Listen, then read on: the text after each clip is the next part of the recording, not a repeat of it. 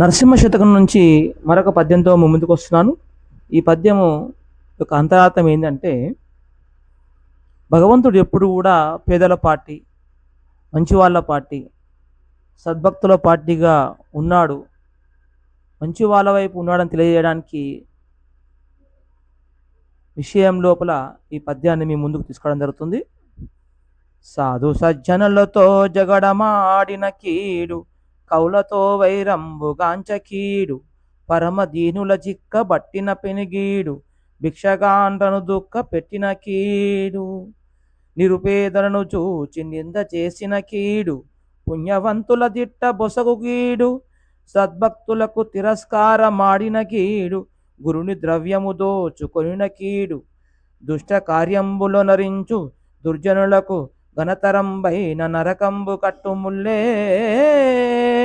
భూషణ వికాస శ్రీధర్మపుర నివాస దుష్ట సంహార నరసింహ దురిత దూరా, భూషణ వికాస శ్రీధర్మపుర నివాస దుష్ట సంహార నరసింహ దురిత దూరా.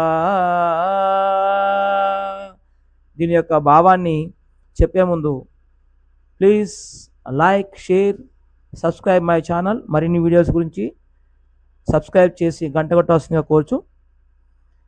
ధర్మపురంలో నివసించినటువంటి ఓ నరసింహస్వామి, నీవు దివ్యమైనటువంటి ఆభరణతో ప్రకాశించువాడవు, పాపములను పారద్రోలువాడవు, దుష్టులను శిక్షించువాడవు.